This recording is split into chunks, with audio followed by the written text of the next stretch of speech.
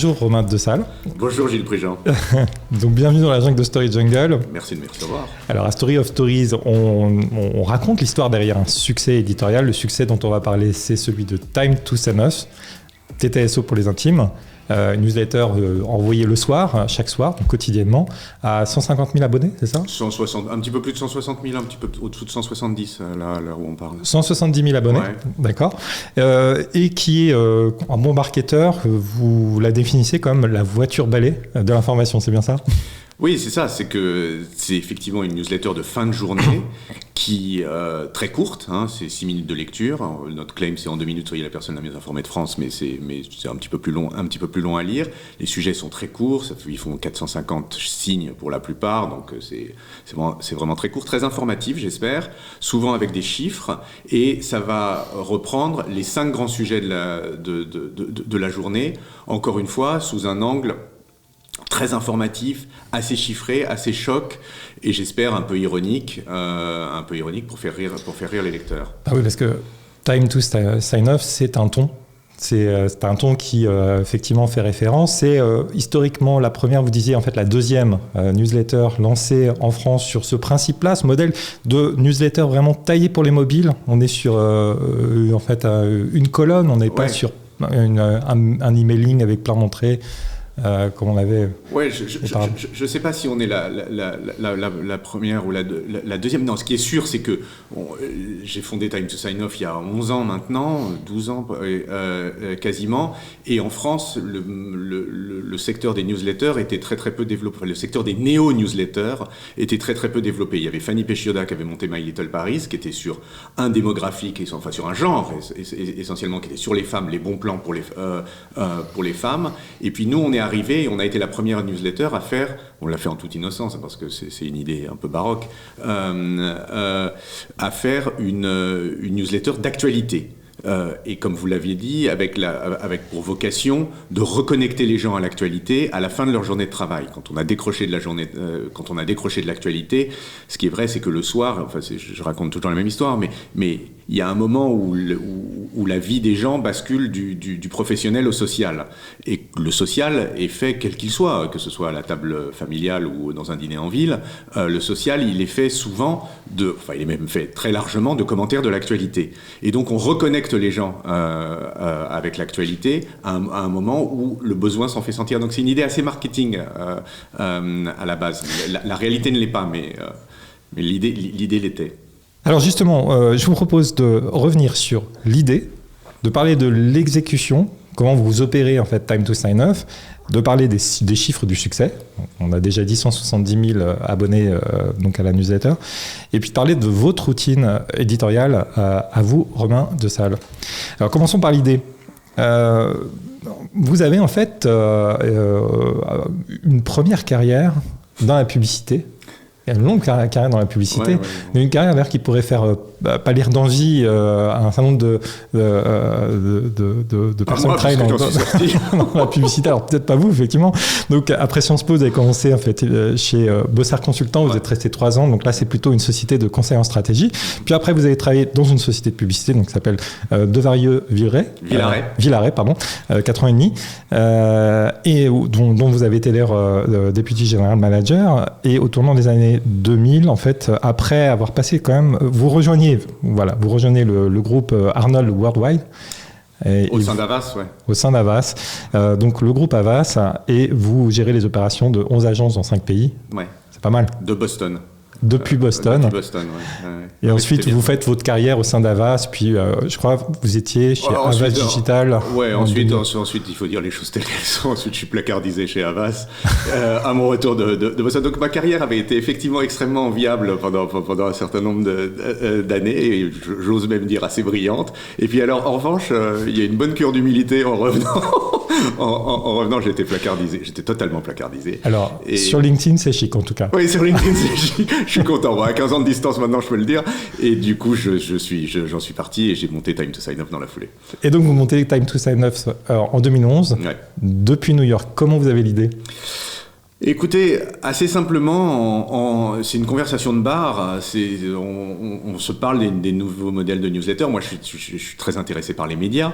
On se parle des nouveaux modèles de newsletter qui sont effectivement ces néo-newsletters dont je parlais, qui sont des trucs qui sont renés de leur cendre complètement au tournant des années 90. Les newsletters, c'était du spam, c'était des trucs, on ne savait pas pourquoi on les recevait, etc. Et puis, il y a des nouveaux modèles qui se sont construits autour d'une audience ou autour d'une promesse éditoriale très claire, avec une audience qui s'agrège uniquement par bouche à oreille, des trucs très vertueux et des trucs qui sont de très grands succès. Il y a un des grands succès américains. Ça s'appelle Daily Candy, qui va être racheté en 2007 par Comcast, si je me souviens bien. C'est justement l'ancêtre de My Little. Avec une bien meilleure exécution. Ouais, avec une bien meilleure exécution chez My Little, me semble-t-il. Il y en a plein d'autres, il y a Thrillist, etc. Et au point que à ce moment-là, il y avait un fonds d'investissement à New York qui était dédié aux newsletters. Donc, et je parle de ça il y a 15 ans. Donc c'était déjà assez vivace. Et moi, en regardant les newsletters, je me dis, bon, ça arrive plutôt le matin, plutôt dans la journée. Quel est le réflexe c'est là où je vous dis que c'est une idée marketing, c'est quel est le besoin le soir. Et j'identifie ce truc, les Américains ont un acronyme pour tout, du FOMO, du Fear of Missing Out, la peur de rater quelque chose. Et à l'époque, on avait des BlackBerry à molette. Et je me souviens très bien de notre réflexe le soir, c'était de remonter nos emails pour voir s'il y avait des trucs qu'on avait ratés. Et je me suis dit, au titre des choses qu'on a ratées, on a raté l'actu, parce qu'on a décroché de l'actu, etc. D'où, l'idée de cette voiture balai de l'information. Donc, c'est une idée, et on ne se refait pas, c'est une idée à la base, une idée très marketing, au sens où elle part de l'identification d'un besoin consommateur non satisfait. Ensuite, on parlera de l'exécution. Je veux pas dévoiler. Enfin, je vais vous laisser me poser les questions. Mais on parlera de l'exécution. Et je pense que le succès de TTSO doit au fait que c'est totalement marketing. Bon, on en parlera. Bah justement, on va y revenir parce que voilà. Donc, vous avez cette idée de lancer donc cette voiture balai de l'information. D'abord, comment vous la développez cette idée ? Bon, très simplement, moi je fais un sketch je fais un schéma de comment je vois la newsletter. C'est vraiment la même conversation. Hein. Je fais sur un bout de papier le truc avec les 3 sections, avec un sujet érotique à la fin, parce que c'est à la fois la plus vieille idée de la presse, et moi c'est un intérêt personnel, et ça me fait, j'adore. Donc en me disant comme ça, comme les gens par définition sont tous intéressés par l'érotisme, ils seront exposés à 100% du contenu parce qu'ils iront le chercher. On le met à la fin de la newsletter. C'est un peu comme la Page 3 Girl qui faisait ouvrir les tabloïds, qui faisait acheter les tabloïds. Alors la Page 3 Girl est totalement insupportable maintenant. L'évocation même suffit à vous faire mettre au bûcher. Mais ce que je veux dire, c'est que le réflexe, c'est le même réflexe. Et donc, on fait le sketch, et puis je fais tomber la maquette par une agence digitale dans la foulée, et on lance le truc aux États-Unis d'abord. En recrutant une journaliste de Wired. Donc on le lance aux US, et puis moi je me rapatrie en France, et je décide de le lancer en France en l'écrivant moi-même. Et donc voilà, et puis comme le patron était en France, en l'occurrence moi, les États-Unis ont rapidement cessé de croître. On a arrêté les États-Unis, on a développé la France sur les années suivantes. Mais on est un petit peu dans l'exécution, on va quand même rester dans l'idée, mais comment vous lancez ? Parce que vous n'avez pas d'abonnés. Ah non, mais le modèle, nos modèles de newsletter vertueuses, c'est un modèle qui commence avec 0 abonné. Alors, on envoie à des amis comme... je vais prendre l'exemple de la France. Johan Lopez avec Snowball qui nous disait, j'ai commencé à envoyer des mails à des amis, et puis je me suis rendu compte que ça leur plaisait, j'ai élargi. L'exemple de la France, moi j'ai commencé à l'écrire, j'ai commencé à faire des numéros 0 à l'été 2011, et j'avais une sorte de comité éditorial, enfin on est entre gigantesques guillemets, parce que c'est à mourir de rire de dire ça, mais enfin j'avais 40 copains, quelques journalistes copains, etc. Et je leur demandais du feedback, est-ce que ça vous plaît, est-ce que ça vous plaît pas. Le feedback était assez positif. Assez positif, je dois bien le dire. Et j'ai lancé en septembre 2011. En octobre le truc est un peu parti quand même. Je sais pas, on chopait une centaine d'abonnés par jour ou quelque chose comme ça. Enfin, c'était assez flatteur. C'est beaucoup. Oui, c'est peut-être trop, hein, ce que je vous dis. C'était plutôt une quinzaine ou une vingtaine. Mais enfin, il y avait une dynamique. C'est déjà beaucoup. Il y avait une dynamique. En octobre, Emmanuel Chin, que je ne connaissais pas, m'appelle et me dit ton truc est génial, il faut qu'on en fasse une émission de télé. C'est jamais devenu une émission de télé, je vous rassure. Mais bon, je me dis tiens, c'est marrant, il y a un accès, il y a une visibilité dans une cour de grands à laquelle que moi je connaissais pas. Stéphane Soumier, qui était à l'époque patron de la tranche du matin de BFM, m'appelle et me dit votre truc. Maintenant patron de Bismart. Ouais, maintenant patron de Bismart. Votre truc est top. Venez m'en parler sur BFM. J'en parle. Je prends 600 abonnés dans la journée. J'étais fou de joie. Et puis Guimier, qui était le patron de la tranche du soir sur Europe 1, me dit ton truc est top. Tous ces gens, je les connais pas. Et ton truc est top. Info. Viens faire une chronique dans Déclic et des claques sur l'émission du soir. Donc j'ai fait une chronique pendant 2 ans pendant que l'émission existait. Donc ça a quand même pas mal. Et puis ensuite le cabinet du Premier ministre. Et puis ensuite et j'ai bien vu que le truc prenait quoi. Mais sans les avoir sollicités. Sans jamais les avoir sollicités. Le truc a pris dans une sociologie à laquelle je n'appartiens pas, et dans une sociologie super CSP+, très influente politiquement. Je vous dis très vite, le cabinet du Premier ministre appelle pour demander un démenti sur un article qu'on a refusé, évidemment. Ah oui. Et donc, justement, alors parlons de la promesse éditoriale, parce qu'on y vient, et enfin, en fait, de l'audience. Vous disiez, la promesse éditoriale, c'est en 2 minutes, soyez la personne la mieux informée de France. Ouais. Alors, sur votre profil LinkedIn, il y a marqué de Paris. Ouais. Donc, il y a quand même un peu, très vite, un tropisme, on va dire, parisien. Certains diront même à Bobo, ça a été dit. Oui, bien sûr. Ensuite, c'est 80% de l'audience. Enfin, c'était à un moment. Ouais, c'est 80% de l'audience, Paris. Mais je ne veux pas faire du situationnisme à 2 balles, mais on parle toujours d'un endroit.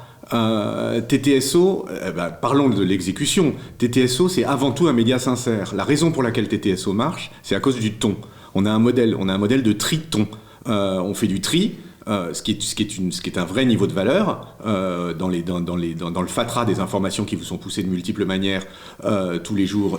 Voilà les 5 informations qui sont importantes et les angles sous lesquels elles sont intéressantes. Et on a ce niveau-là est complété, mais il n'existe que parce qu'il y a un modèle de ton.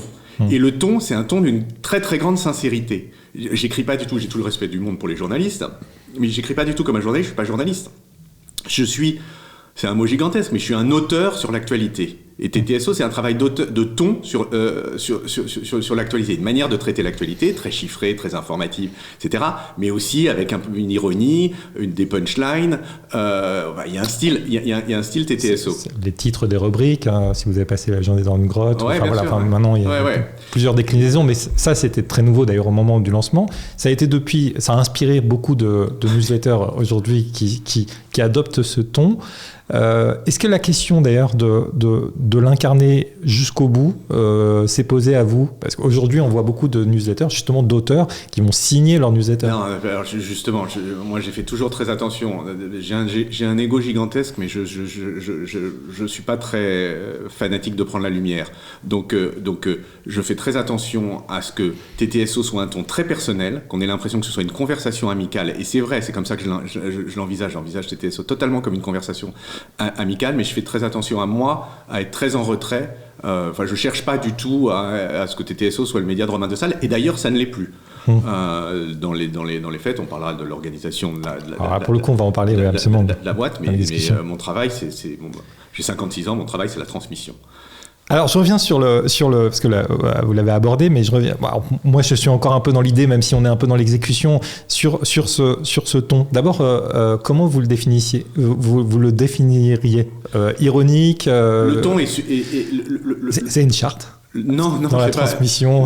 Non, il n'y a pas une charte, mais en revanche, ce qui est sûr, c'est qu'on n'écrit jamais en hauteur. C'est-à-dire, on n'est jamais au-dessus de nos lecteurs. Il n'y a aucune raison pour qu'on le soit, d'ailleurs.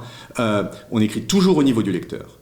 Y compris quand on fait des trucs, on essaie d'être très pédago. Moi, j'aime beaucoup l'éco et la macro-éco en particulier, et on fait des trucs assez pédagogiques sur des trucs qui peuvent être compliqués, sur l'effet de baisse des taux sur l'inflation, qui est plus compliqué que ce qu'on pensait, sur ce que c'est que le quantitative easing, et on essaie d'être très pédago, mais jamais en hauteur, toujours au niveau du lecteur. Il y a un ton de proximité et surtout il y a une sincérité complète. C'est-à-dire que les trucs qui nous énervent, on en parle comme des trucs qui nous énervent. On se fait autant accuser d'être de droite que d'être de gauche. Donc j'estime qu'on fait bien notre boulot. Mais on est très sincère sur ce qui nous exaspère, l'arrogance des temps, les institutions, les lois liberticides. Donc on est assez clair là-dessus. Je vous dis, le ton de TTSO, c'est la sincérité. J'avais un autre truc à vous dire, mais il m'échappe et je vais peut-être, ça va peut-être faire revenir justement si on devait définir des piliers éditoriaux. La mission de TTSO, c'est très clair. Tous les soirs, et la newsletter est passée à cet étiage-là. Moi, je fais évidemment la dernière relecture, et je m'assure que ce soit informatif, c'est-à-dire que ce soit quasiment exhaustif sur les grands sujets, exhaustif sur les grands sujets, sur les grands sujets de la journée. Que ça vous apprenne quelque chose, parce que les grands sujets de la journée, vous les avez déjà, ils se sont déposés en strates successives sur vous, mais que ça vous apprenne quelque chose sur ces sujets, donc qu'il y ait des trucs que vous n'ayez jamais vus sur ces sujets, que ça vous fasse marrer, au moins une fois, et qu'il y ait un moment où vous vous disiez « Oh putain !» qu'il y ait un chiffre, un truc, oh putain, ça je l'avais pas vu. Donc je veux qu'il y ait un oh putain effect tous les. Alors c'est plus ou moins réussi. On y arrive tous les jours, le oh putain effect. C'est le boulot. C'est le boulot. C'est le boulot. Ok, d'accord. Alors justement, passons à l'exécution. Donc l'idée, c'est que, vous avez parlé de ce modèle Triton. Donc regardons déjà le tri. Donc 6 articles par jour, dont un rédigé. On y reviendra. En collaboration avec une marque, c'est le modèle native advertising, on va y revenir après. Mais donc ce choix, comment vous l'opérez? Alors déjà, combien de personnes vous êtes pour... On est 5 chez TTSO, 5. Mais on est à 3 à la rédaction. La rédac, 3, c'est 2,5 quoi. 2,5. Ouais.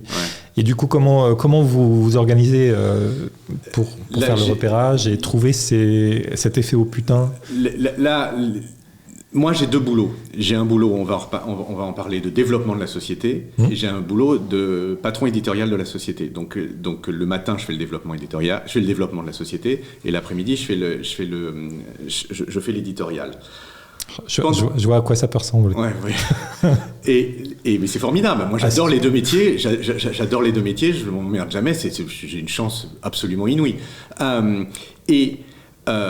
Il y a une équipe de la rédaction, 2 personnes, enfin 1 personne et demie en tout cas, qui, depuis ce matin, est en train de se passer tout Twitter dont on se sert comme un fil AFP, avec de multiples abonnements à des comptes très variés, français, internationaux, journaux, think tank, etc. Et de repérer des sujets. La grande difficulté de TTSO, c'est de faire 5 bons sujets, parce que à la fin de la journée, et c'est pour ça que je vous dis qu'on avait créé TTSO en toute innocence, parce qu'on n'avait pas réalisé que les rythmes de l'information sont des rythmes très matinaux, en réalité. À la fin de la journée, l'information a subi tous les cycles d'essorage de la journée, et la population aussi a subi tous les cycles d'essorage de sa propre journée de boulot. Donc vous avez une matière morte et une audience qui n'est pas loin de l'être. Donc il faut réenchanter tout ça. Il faut donner des angles nouveaux, des chiffres nouveaux, et donc la grande difficulté, ça va être de trouver des sujets qui sont à la fois les sujets dont tout le monde veut parler, et ce soir, j'ai aucune idée de ce que sera l'actualité aujourd'hui, mais ce soir vous voudrez parler, il va y avoir un discours d'Elisabeth Borne, vous voudrez parler du discours d'Elisabeth Borne, et alors tout le monde en aura parlé, donc il faut à la fois trouver ces sujets, les sujets, traiter les sujets, qui sont les sujets dont tout le monde parle, et en même temps les traiter pas de la manière dont tout le monde en a parlé, parce que sinon personne ne vous lira. De juste titre. Donc c'est ça la difficulté, et ça prend une journée. Ça prend une journée. Donc à Donc 11 heures... identifier les sujets, Ouais. et il y a une conférence de rédaction. À 11h, il y a une première conférence qui est dans le bureau. Enfin, mais à 11h, je pose toujours la même question. Je dis, bon, alors c'est quoi l'actu aujourd'hui et qu'est-ce qu'on fait en centrale ? Le central est le sujet central de TTSO, qui est un peu plus long, qui fait 200 mots, qui est un sujet un peu plus analytique. Et ça, j'aime bien le trouver. Je veux le trouver entre 11h et 1h de l'après-midi. Le trouver écrit entre 11h et 1h de l'après-midi. Donc, généralement, ça se tend un peu. Le truc se tend un peu à ce moment-là. Et puis ensuite, les sujets sont écrits. Le troisième sujet de TTSO, qui est un sujet d'actu, doit être trouvé et écrit à 4h. Le deuxième sujet de TTSO doit être trouvé et écrit à 5h. Et la grotte, qui est notre premier sujet, qui est un bullet point, ça se fait à la fin de l'après-midi et peaufiné au moment du bouclage à la dernière minute. Ouais, c'est le condensé vraiment de ce qu'il ne fallait pas rater, des informations. Et l'idée de cette section, c'est que les gens se disent que c'est soit c'est des bullet points, c'est des trucs que les gens savent généralement, mais qui se disent, bon, alors s'ils ont vu ça, ok, ça c'est exhaustif. Donc ils ont vu ce qu'il fallait voir aujourd'hui, donc je peux passer au reste du contenu, parce que s'ils ont vu ces trucs qui étaient les must-know de la journée, je peux passer à ce qui est de supplémentaire, aux articles supplémentaires de TTSO. Et du coup, donc la rédaction est réalisée par les deux autres journalistes et vous êtes en relecture en fin de journée, c'est un peu comme ça. J'écris encore beaucoup, j'écris encore substantiellement, pas beaucoup. Je relis tout, je change, je fais plus beaucoup de structure d'articles. Généralement les articles, ensuite je peux changer une punchline, je peux inverser une démonstration. Parce que c'est un exercice de style. Ouais, absolument. Vous dites d'ailleurs la newsletter quotidienne, c'est un exercice de lecture, une expérience de lecture très contrainte. Ouais, non mais c'est un exercice qui porte à l'humilité parce que vous arrivez tous les jours dans la boîte les gens vous ouvrent la porte tous les jours. Tous les jours. Nous, on a quand même 160 ou 170 000 abonnés. Un petit TTSO, c'est 120 000, 130 000 impressions. Donc, c'est pas que du taux d'ouverture, parce qu'il y a des gens qui nous lisent via les réseaux sociaux. Mais c'est dingue, quoi. C'est complètement dingue. Donc, vous êtes tous les soirs dans l'inbox des gens. Les gens vous ouvrent la porte de leur salon, etc. C'est une relation extrêmement exigeante vis-à-vis du lecteur. Pour le lecteur, nous c'est notre métier, donc on fait notre TTSO tous les jours, c'est plus ou moins dur, etc. Mais enfin c'est notre métier, on va pas se plaindre. Pour le lecteur, il y a une politesse absolument à avoir pour le lecteur. Et là où la contrainte vient, c'est que cette politesse pour moi passe par la brièveté. Je suis un Hezbollah du nombre de signes. 450 signes. Ouais, 450 signes. On me présente un article à 501 signes. À 501 signes, je dis je le lis pas. Donc voilà. Et à 201 mots pour le central, je le lis pas non plus.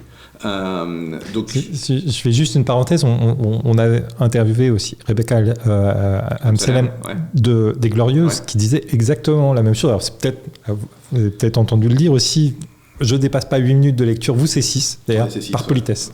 Ouais, par politesse. Et c'est la moindre des choses. Et ensuite, faire dire au putain, etc., ça participe exactement de cette même ambition. Et oui, c'est un exercice extrêmement contraint. Il y a très peu de place. Il y a 5 articles. Je me souviens... Il y a un truc... il y a une phrase ridicule qui est... aimer, c'est choisir, manger, c'est choisir, etc. Et en fait, c'est choisir, ça marche avec tout. Et ça marche aussi avec écrire. Écrire, c'est choisir, je leur dis toujours dans la rédaction. Ah putain, je peux plus. Ok, alors donc ça c'est donc effectivement l'approche éditoriale. Et bien sûr, vous avez un modèle économique qui est fondé essentiellement sur la publicité. Quelle est aujourd'hui la part de la publicité dans votre modèle économique ? On va y revenir. 80, si ce n'est 85%. Donc on est d'accord, 85%. Et le reste, c'est quoi ? On fait de la marque blanche. On écrit marque blanche. Ouais, on écrit en marque blanche. Et, dans une logique un peu studio, c'est ça ? Ouais. Mais c'est très limité comme business. Ok. Et c'est très limité. Vous n'avez pas souhaité le développer. C'est le modèle de Techtrash, par exemple. Mais sauf que c'est un peu ridicule à dire, mais 160 000 personnes, 80% parisiennes, CSP+, etc. C'est une grosse base en réalité. Donc on est un métier, on est un métier de volume d'audience. On a la meilleure base CSP+ de la presse française, meilleure. Donc la plus pure, la plus haut de gamme, etc. Donc avoir là, il y a un levier énorme en termes. Je vous donnerai pas les chiffres, je vous donnerai pas les prix c'est dommage, j'allais vous les poser. Vous poser la question. Vous pouvez tout à fait me poser la question.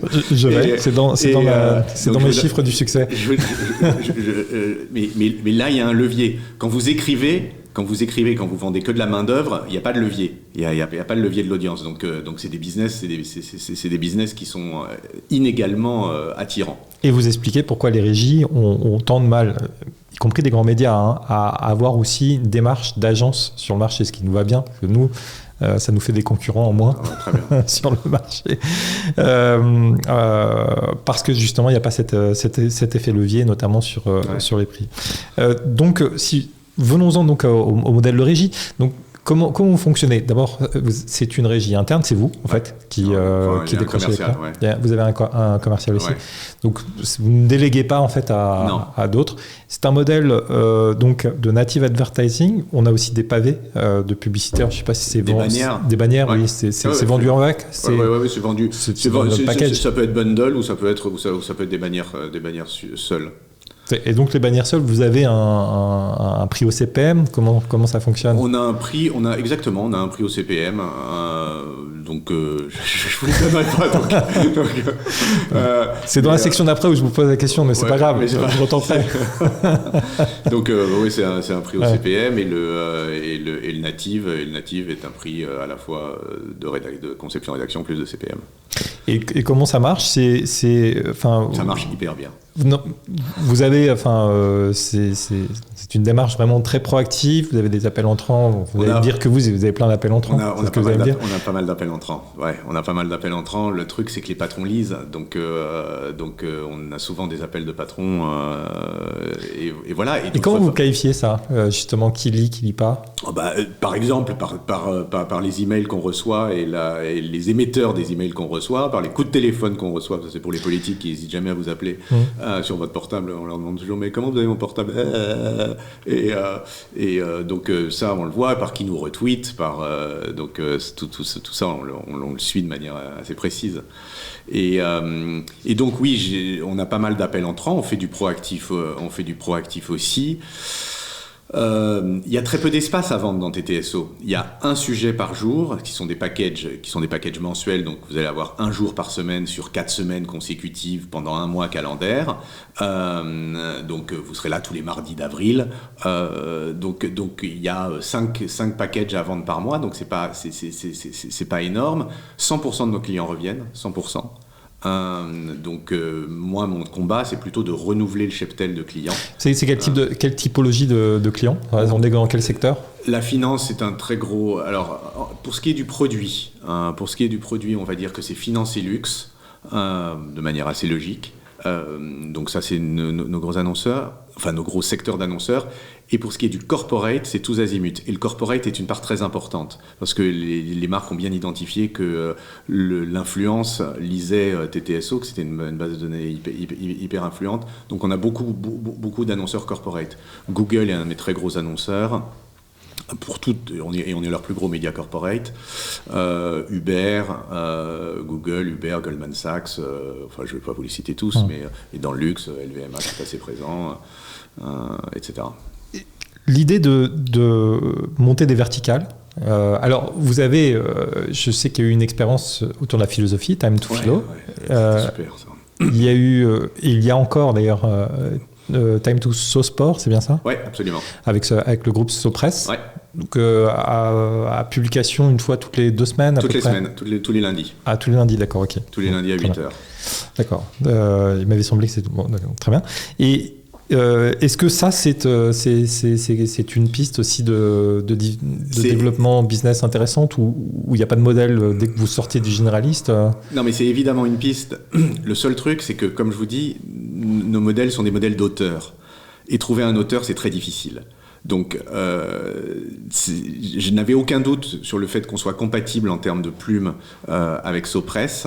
et ce truc a bien marché. Mais par exemple sur Time to Philo, je l'ai monté avec Gaspard Koenig il y a 7 ou 8 ans. Ouais. Jusqu'en 2019, ouais, je crois. Et Gaspard a pu le faire pendant les 2 premières années, c'était remarquable. Et ensuite, on a pris des agrégés de philo. Et j'étais beaucoup moins convaincu par le produit. D'abord, les agrégés de philo ne savent pas écrire pour la plupart. Bon. Et bien s'il y en a qui écoutent. Et donc, j'étais pas content du produit. Donc, j'ai arrêté le produit. Pour vous dire qu'on est extraordinairement tributaire de qui tient la plume. Et ça, c'est pas tellement modélisable. Évidemment, moins maintenant, mais pendant tout un temps, tout le monde venait me voir en me disant on va faire un truc, une newsletter sur, je sais pas moi, la cuisine, les piscines en plastique, les saunas gays, etc. Tout ça, c'est des bonnes idées, a priori. Il y a forcément de l'intérêt pour la cuisine, les piscines en plastique ou les saunas gays. Mais il faut trouver la bonne plume. Et ça, c'est un boulot à part entière sur lequel... Et moi, je peux pas tellement m'extraire de ma routine pour faire ça, quoi. Alors, je parlais de Johan Lopez de Snowball qui nous disait en fait à ce micro justement qu'il avait comme projet de lancer des verticales avec des auteurs et qu'il était en phase un peu de recrutement. Alors peut-être sur des modèles de co-entreprise, on n'est pas rentré dans ce détail à l'époque, mais c'est pas un modèle auquel vous avez pensé ? Non, mais je suis partie prenante dans un éditeur de newsletter qui s'appelle Kessel Media qui vient de se lancer. C'est un truc que je regarde. Que je regarde, je suis au Capital, je regarde qui vient, etc. Donc c'est quelque chose que je regarde. Mais encore une fois, pour TTSO, le succès de TTSO, c'est le ton. Et le ton, c'est assez difficile. Le ton peut ne pas plaire. Hein. Je ne dis pas que le ton est génial, mais c'est assez difficile de modéliser ça. Alors, vous avez lancé l'une des premières newsletters, on va dire mobile first, très éditorialisée avec ce ton original, donc en 2011 sur le marché français. Il y a eu des lancements depuis. Il y a eu notamment aux États-Unis un média qui est peut-être pas très très connu en France, s'appelle Axios, mais qui est un carton absolu puisque ça a été revendu. Alors je sais pas le chiffre en tête, mais c'est une somme colossale. Moi non plus, mais plusieurs milliards. Est-ce que vous en pensez quoi justement parce que de quoi d'Axios ? Oui. Axios, c'est formidable. Alors, c'est un modèle, on peut le dire, hein, c'est de newsletter au format bullet point, écrit par des journalistes hyper capés. On n'a pas le ton que vous avez. Là, on est sur un ton très journalistique, mais c'est écrire peu avec des gens qui ont une vraie expertise et qui donc vont faire une sélection, un tri, comme vous le disiez, très pointu et apporter aux décideurs des informations qui sont faciles à lire et très rapides à lire. Ils vont faire plus qu'un tri, parce que Axios est créateur d'informations. C'est un vrai travail de journaliste. Moi encore, je suis un travail d'auteur. Je suis une strate d'écriture sur de l'actualité, sur une matière qui est l'actualité. Donc Axios crée de l'actualité. Ils font un travail de journaliste, c'est remarquable. Je peux dire que ça, c'est un vent de fraîcheur. Ça s'est vendu beaucoup plus cher que TTSO ne se vendra jamais, mais non, mais vous regardez ce modèle, il vous dit. Est-ce que vous dites que c'est quelque chose qui aurait pu être fait sur le marché français, ou alors qu'il faut la taille du marché américain pour arriver à avoir ces audiences ? C'est sûr que ça aide. C'est sûr que le marché américain, c'est toujours, c'est quand même dingue. Ces histoires de taille, on n'en sort pas, mais c'est une raison fondamentale de succès, etc. Je pense que j'ai la faiblesse de penser que TTSO est assez bien installé sur ce créneau. On est de loin la plus grosse en médias indépendants. Je pense qu'on fait ce job. Encore une fois. C'est pour ça que je vous pose la question. Encore une fois, avec un prisme différent, avec un prisme différent, qui est un prisme d'écriture sur de la matière que nous ne produisons pas, versus de la matière produite. Donc d'enquête, ils font même des longs formats en bullet point. Enfin, c'est assez étonnant. Alors, vous parliez en fait d'une approche d'auteur. On a eu aussi l'installation sur le marché américain d'abord, et puis aussi sur le marché français maintenant de Substack, ces newsletters donc payantes réalisées par des auteurs. Quel est votre regard sur ce modèle sur le modèle payant ? Oui, sur le modèle payant incarné. qui aurait pu être un choix, alors pas au moment où vous avez lancé Time to Sign Off, mais qui pourrait être un choix de bifurcation ou une autre approche qui peut être... Moi, je vous dis, l'incarnation n'est pas un rêve chez moi, donc il n'y a pas de frustration en fait d'être derrière la scène. Et plus généralement, sinon, sur le modèle payant. Oui, le modèle payant des auteurs. Le modèle payant... Ou pas d'ailleurs. Le modèle payant, moi je suis, si vous voulez, je tire une immense satisfaction de me dire qu'il y a 120 ou 130 000 personnes qui me lisent tous les soirs. Je trouve ça grisant. Je trouve ça grisant. Encore une fois, ça porte à l'humilité et à rien d'autre. Mais j'en tire une immense satisfaction.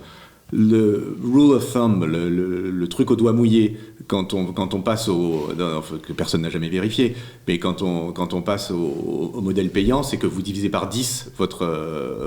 au bas mot, ouais. Voilà, bon, au bas mot. Donc j'écris pour 130 000 personnes, écrire pour 13 000 personnes me fait moins marrer. On est dans les étiages des newsletters payantes qu'on voit sur le marché français. Par contre, sur le marché américain, on a des newsletters avec des très gros volumes, là, pour le coup. Vous avez 350 millions d'habitants qui parlent tous la même langue, enfin, toutes les portes ouvertes qu'on a déjà enfoncées 1000 fois. Oui, bien sûr. Donc, c'est un marché, le marché de newsletters, sur lequel il se passe encore beaucoup de choses. Il y a sans arrêt d'ailleurs une grosse activité. Alors là, la dernière news, c'est je crois la semaine dernière, c'est Twitter qui maintenant, avec son abonnement Twitter Blue, permet en fait aux gens qui s'abonnent, qui sont un petit peu honteux, mais qui s'abonnent, d'écrire des tweets de 10 000 caractères, au fond de lancer une newsletter sur Twitter. On avait Facebook qui avait fait ça il y a 2 ans. Ils viennent d'arrêter il y a quelques mois en fait sur un peu le modèle de Substack. Là, cette fois-ci, c'était les newsletters payantes. Mais bon, on voit qu'il y a une activité encore très très importante sur ce marché en permanence. Quel est selon vous le signal faible à suivre, vous en tant qu'éditeur? Qu'est-ce que vous voyez qui va prendre de l'importance sur ce marché de la newsletter? Sincèrement, en vous écoutant, vous êtes plus au courant que moi. Vous êtes plus au courant que moi. Et je vais vous dire un truc. J'essaye de ne pas suivre de trop près ce que fait le marché, etc. Parce que je pense que ça assèche le ton. Encore une fois, la démarche de TTSO est marketing, totalement marketing. Je vous ai dit que c'est un produit qui venait d'une idée marketing, mais tous les soirs, c'est un billet hyper sincère d'une conversation qu'on pourrait avoir, vous et moi, j'espère pas bourré dans un café, mais d'une conversation entre amis, qui aurait plus suivi l'actualité que l'autre et qui essaierait de convaincre l'autre. Donc c'est une conversation, et j'essaye de ne pas m'encombrer à lire ce que fait la concurrence, ou pas la concurrence d'ailleurs, à sursuivre ce que fait le marché. Alors une dernière question sur l'exécution, après on passe aux chiffres. C'est là où je vais vous reposer la question. Je vais vous poser des questions, vous allez pouvoir répondre à toutes les questions bien sûr.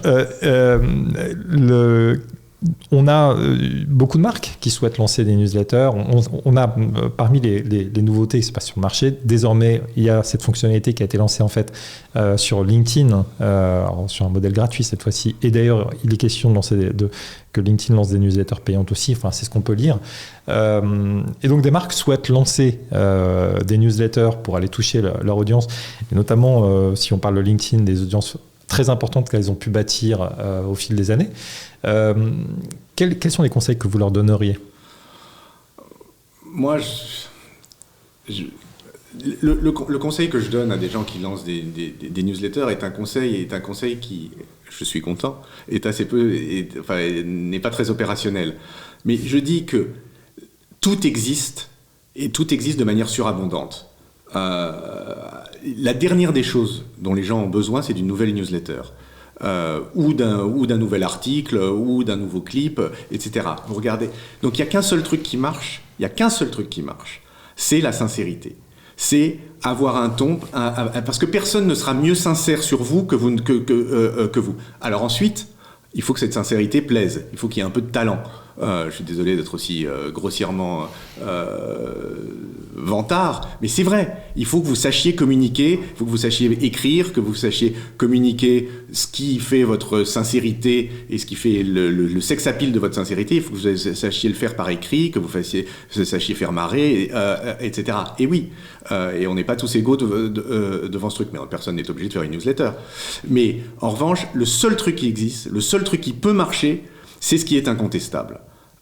C'est la sincérité. Et il y a un corollaire à ça, c'est qu'il n'y a aucune place, mais aucune place pour le moyen de gamme, évidemment, le banner. Il n'y a aucune place. Il n'y a jamais eu, en 10 ans de TTSO, 11 ans de TTSO, il n'y a jamais eu un moment où j'ai dit à l'équipe, et où l'équipe d'ailleurs se l'est dit, ouais, celui-là on le laisse passer, il sera un peu merdique, etc.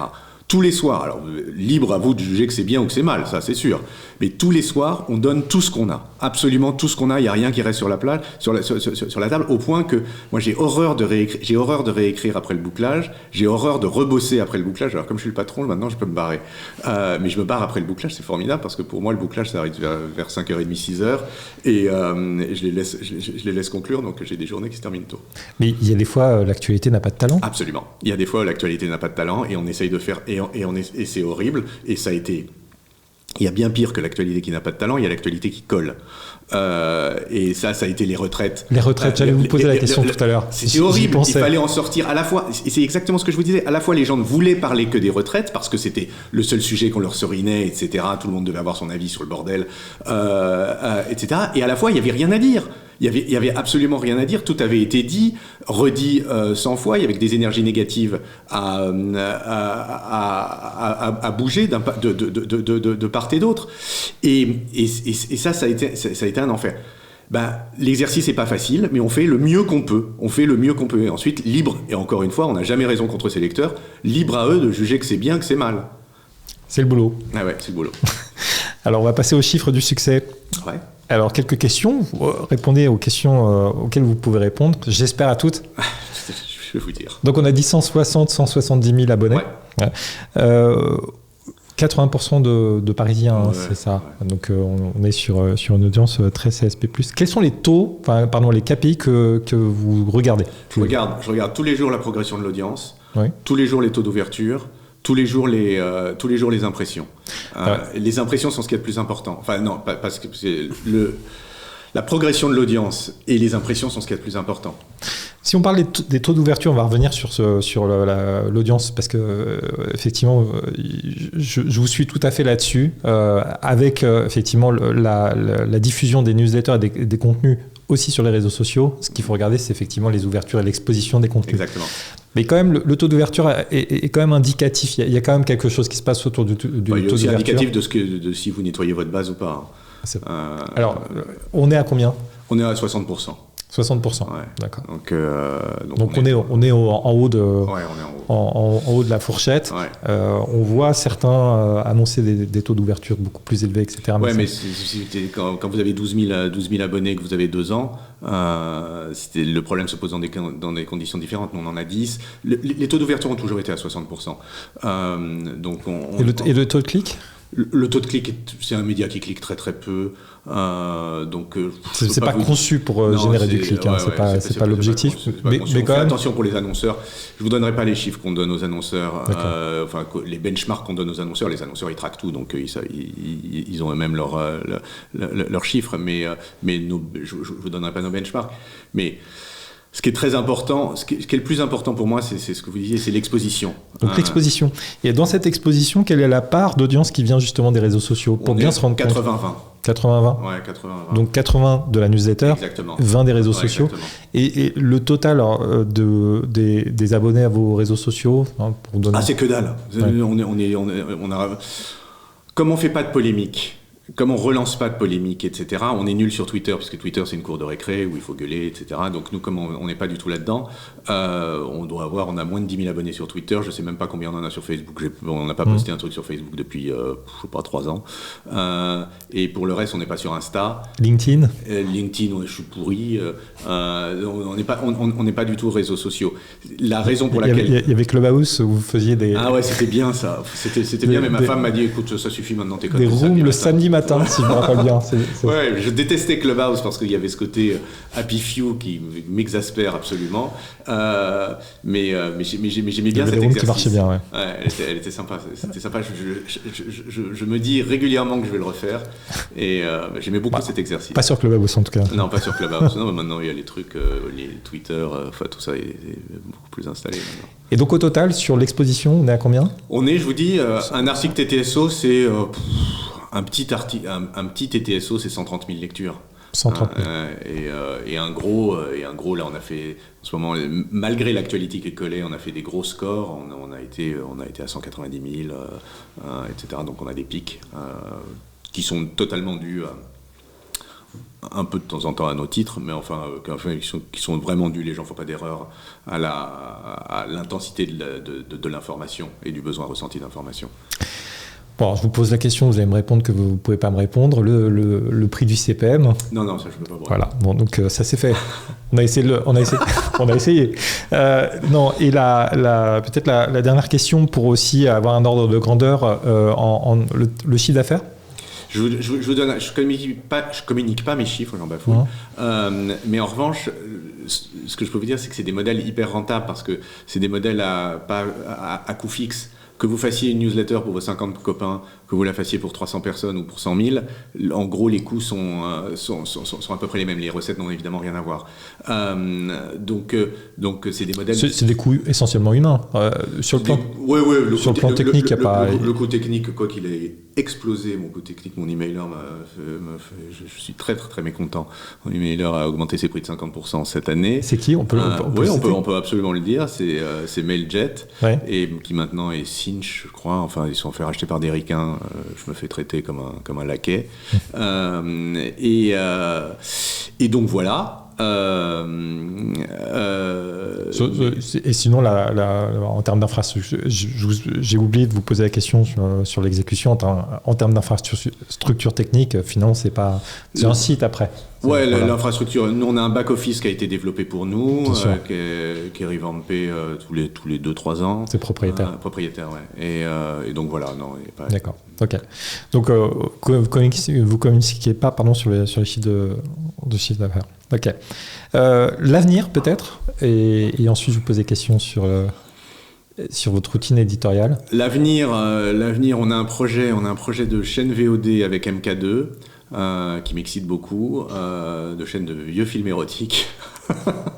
J'adore. On y revient.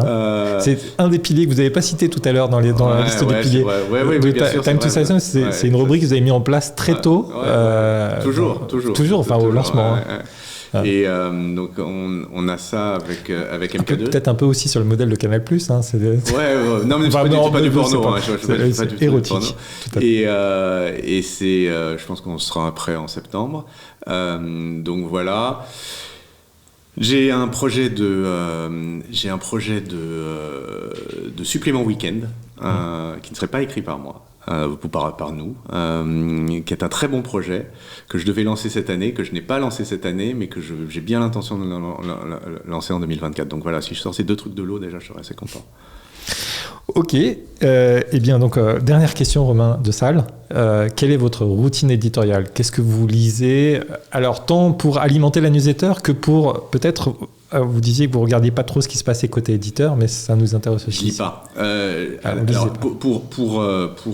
pour TTSO, pour faire le TTSO, j'essaye de lire le moins possible. D'abord, mon métier, ce n'est pas de chercher l'information. Ça doit être fait par l'équipe. Et je demande systématiquement à l'équipe de me raconter les articles. Je ne les lis pas en première instance. Donc, ils me disent « Attends, on a vu un truc hyper intéressant dans le New York Times, raconte-moi le truc. » Et quand ils me le racontent, déjà... eux-mêmes le process. C'est quel type de profil ? C'est des profils de journalistes ? Ouais, c'est des journalistes. Enfin, le numéro 2 de la rédaction, c'est un ancien du Quai d'Orsay. Il est très jeune, il est très bon. Et c'est quelqu'un qui sait écrire. Mais c'est pas un journaliste, on n'a pas de carte de presse. Enfin bon, si tant est que ce soit un indicateur de journalisme, donc oui, c'est des profils de gens qui savent écrire et qui savent traiter l'information, donc plutôt Sciences Po ou affiliés, quoi. Ça va l'analyser. Oui, exactement. Et qu'est-ce que je disais? Oui, donc je ne lis pas. Je ne lis pas parce que c'est très important. C'est dans mon processus dans notre processus d'écriture, c'est très important de se faire raconter les articles. Parce que encore une fois, quand vous les racontez, vous donnez déjà un angle et vous sortez les informations, les informations saillantes. Donc ça c'est vachement bien. C'est-à-dire que le tri, enfin en tout cas votre routine éditoriale consiste à écouter vos équipes, vous raconter en fait l'actu et choisir ce qui vous semble pertinent. On choisit collectivement, mais eux ils font pas d'erreur, ils connaissent super bien le produit et ils savent très bien quand il y a rien, quand il y a un truc, ils savent me pitcher les idées aussi. Oui, moi je suis pas dans la mine. Eh bien, Romain de Salm, merci beaucoup. Merci à vous. Alors, on continue à vous lire sur Time to Sign Off, TTSO, et vos autres newsletters. On a cité tout à l'heure notamment Time to Sport. Voilà, pardon. Tous les on guette votre chaîne VOD avec MK2. Ouais. Et puis, on vous suit sur LinkedIn. Et puis, nous, on se retrouve pour un prochain épisode de Story of Stories. On décrypte l'histoire derrière un succès éditorial. Merci beaucoup, Romain de Salm. Merci à vous.